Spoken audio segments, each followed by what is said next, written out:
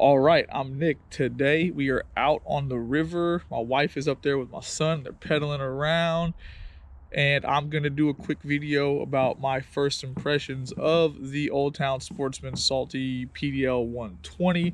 Another huge mouthful of a name. Now, a little bit of information to level with you guys. I have spent a week in this kayak back in 2017 when Ocean Kayak released it as the Malibu PDL, right? Old Town changed a few things. However, the hull's the same, it pedals the same, it handles the same rudder. The crate area is larger on this one. There are rod holders, there's a front rod holder there. And I took it offshore yesterday, right? Maiden voyage, we took it offshore. We went trolling, trying to get lucky and find a blackfin tuna. We didn't catch one, but that's part of the game. You got to put in the time. So I'm going to give you my first impressions of the kayak, just simple stuff, okay? And then I'll go in how it handled launching and landing in the surf. I'll talk to you about some tracking issues, how to fix it. And then we'll do an in-depth review at another time, right? So the first thing we're going to start off with, super lightweight, right? It's listed at 85 pounds for the hull. It's pretty easy to move. I am not a big fan of that handle in the back being offset. Obviously it's offset to the left. I'm also not a real big fan of that handle being inset into the side of the kayak. Once you get used to lifting up the Predator, excuse me, although it's super heavy and very large, those rotor molded handles are way better for moving. When you try to carry this thing, the kayak's bouncing off your legs. Same with the front, right? Not really a big fan of that. Now this kayak has pretty much zero storage, right? There's a hatch underneath the seat. Maybe you guys can see it, maybe you can't. That hatch is for rigging from the factory, right? It really is not there for storage. They put a hatch there so it doubles the storage, but they have to have that to install the pulley system for the rudder control. Now, you can put stuff underneath your seat. I see people doing it all the time. My question is, how do you get to it? Like, you're sitting on your seat. So this is not a very big kayak. So if you want to access the inside of the kayak, you need to go back to the beach or, over there on the shore, which is cool, but it's not always possible. It's definitely not possible if you're in the middle of the Gulf of Mexico, right? So keep that in mind. There's really no storage. You have a big crate area. You have this front area, but there's no access to the inside of the kayak, which you could bungee something down up there. I guess a very, very small fish bag or a soft cooler or maybe your tackle boxes or whatever. But what it comes back to, in my mind, if you're going to fish from this kayak, it is a completely minimalist kayak, right?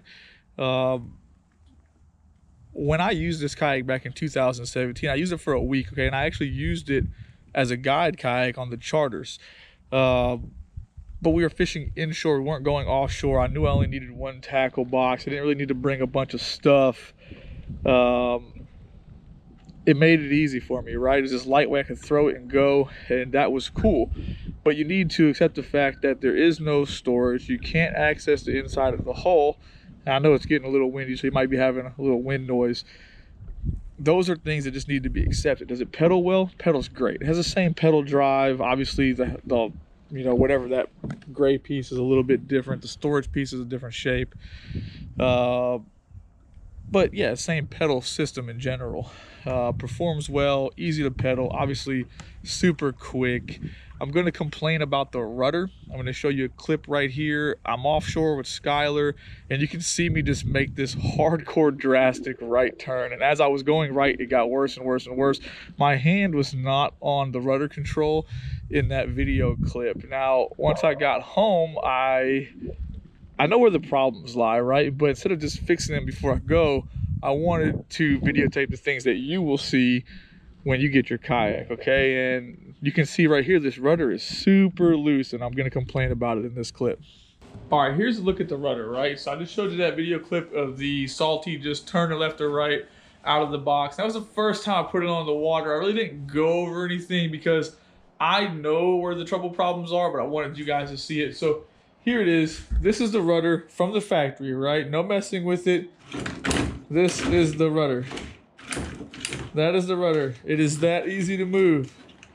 This thing is that loose. This is why we add those bolts. I know the tension knob is up there. The tension knob is not efficient, okay? Definitely offshore. It's a good way to get yourself in trouble really, really quickly. You want to adjust this. You want to add a bolt. That's what I'm about to do right now. It'll make things better. The other thing I noticed is they actually have been using red. Hopefully you can see it. I know it's kind of dark. Red Loctite on that. You don't want red Loctite on that. You need to be able to adjust this. Right now we have a bunch of play in that, but I can't spin it with my hands, and I could barely spin it with pliers. I tried to adjust this side, okay? I even put some PB Blaster on there, but you don't want red Loctite on there. So I don't know whose idea at the factory that was. That is a terrible idea, okay? That's just more people in the factory doing things to a kayak, and they're not end users, okay? That is bad. Doesn't work. You need to be able to adjust it. If you have red Loctite on yours, you need to take it apart and get it off of there. You're never going to be able to adjust it. Now, obviously, we have a solution for that. We mentioned the bolt. I put a bolt in there today, and as you can see, you know, hands up, it's tracking fantastic. There's no turning. If we just keep going, we're going to run right into that. I was able to take a pair of pliers and break that red lock. I had to remove it and get that red thread lock off and stuff, because you don't want that. You need to be able to adjust those steering cables because they're going to stretch over time. The kayak's going to change shapes and make them tighter. Just super simple stuff, okay? Overall, man, it's a good kayak, and I got a little cheat sheet for things to talk about, and I want to make sure that I touched on them. Pedals easy, it's light.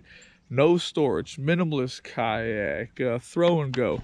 Stability. Stability is always a huge question. Right now, you have all of these guys who are going to do these outrageous stability test videos where they try to stand on the tip of it and the side of it. Okay, those are dumb. I'm just going to be the guy to tell you that that is the most inaccurate representation of stability in the history of anything. Because are you ever going to do that in your kayak? No. The things you need to know is you can lean this far without falling out, right? You can bend down, you can touch the water without shifting your body weight. But standing on the side, that's blasphemy. Can you grab this right here? Because you should always grab this when you stand up. And stand up, yes. Could I fish from it? Could I do jumping jacks? Yes. Obviously, we talked about some things the other day about kayak performance and how water gets into the front of the kayak, right?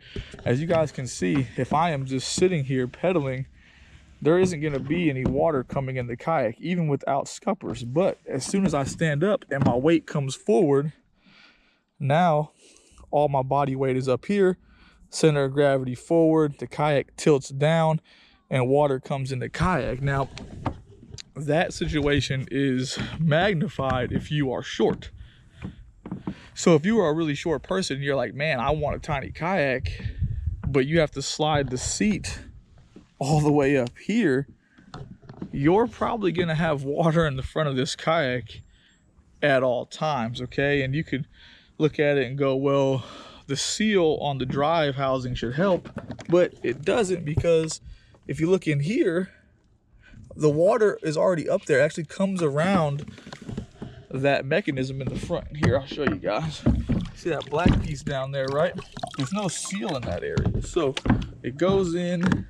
If you're short, I'll slide the seat forward. Now look, the water is already coming through. I'm just sitting here. I'm not moving, okay? So at the very top of those scuppers. Doesn't matter if you have one-way valves or whatever you do. If you're all the way up here in this position, well, that's weird, it's hard to pedal. You're gonna have more water than someone who is sitting further back, especially if you're short and heavy. So keep that in mind. Every kayak is a little bit different. You guys should demo these kayaks before you purchase them, and you won't have any problems. Now let me move the seat back. All right, that's better. As you can see, that water went down almost close to an inch on that scupper hole just by me moving the seat back. Those are things that you need to consider before purchasing your kayak. They're not ever talked about, which is hilarious. No one wants to talk about it. No one wants to tell you. It's ridiculous, actually. All right, back to my little cheat sheet here. Okay, so we went over some of these things that are just typical first impressions of a kayak. Obviously, I spend a lot of time in the kayak. I have for the last 10 years. Obviously, I've done it professionally for a living, not YouTube videos. I've done it with clients from all over the world. So we have some kayak experience, right? So I know I am hard on them, but I am being hard on them so you can make your own choices. It's quite a bit of experience that goes into knowing all of these random things, right? So let's talk about the trip yesterday. Let's talk about launching in the surf, landing in the surf. It did really, really well. And one of the reasons is because it's just so dang maneuverable, right? I'm going to show you the launching clip here in a second. I'll just talk through it. Nothing about it was fancy. Typical Northwest Florida wintertime surf. Obviously the water level was real, real low. You could see me wade through it and then hop in, paddle a few times, excuse me, and then put the drive down and go. The front of the kayak, although it is shaped like a banana, and that is terrible for tracking, if you have any kind of crosswind, it'll actually make the kayak move. And we'll go into some details about that later on in an in-depth review, right? But it did really good as going through the surf, right? It was able to get lifted up by the surf and just go over it, which was awesome to see. That was very, very important. I liked that. You can see it in that clip. Offshore, it handled everything very well. Obviously, you sit closer to the water. You can see how close you are to the water. The wind was out of the east, which was to my left. So the whole time my left hand got wet. Not a big deal. You're in the Gulf of Mexico. You should plan on getting wet. That is something that doesn't happen in the Predator just because it sits higher, it's bigger, and it handles left to right or even front to back waves way easier, okay? Outside of that, didn't really have any complaints. There's a trot line right there, an old trot line. So then when we came in for landing, you guys will see this clip. I talked about maneuverability being excellent, and really you can see it. It's so tiny. As soon as you say turn, it just turns, okay? And that's important. All right, we're gonna do a donut. Look, we started right there. We're gonna come right back through where we started. It's not that big of a circle, okay? It's pretty good for just punching right and going. Obviously it does have a plastic rudder on there, so a metal rudder would improve the turning radius too, especially in heavy current. But coming back into the surf, one of my concerns was the back end. The back end is pretty darn wide. Anytime you get to a wide back end, it'll pick up water like a boogie board. And the last thing you want to be is a boogie board when you're in a kayak, right? You're not supposed to be surfing. You're supposed to be coming in easy, especially in a pedal kayak. They're not pedal kayaks. A lot of times surfing is bad and results in big problems. It did really well, right? The back of the kayak, kind of like the front, kind of just picked up, rolled over the waves. Here's a clip of a big wave coming. I was able to just punch right and go right over it real quick, which I could have did it in the Predator for sure, 100%, but I definitely wouldn't have did it as graceful, and I probably wouldn't have made that entire turn because this thing turns far better than the Predator or the Big Water PDL, right? Same kayak. So overall first impressions, is it a good kayak? 100%, right? Quality warranty on the hull and the pedal drive.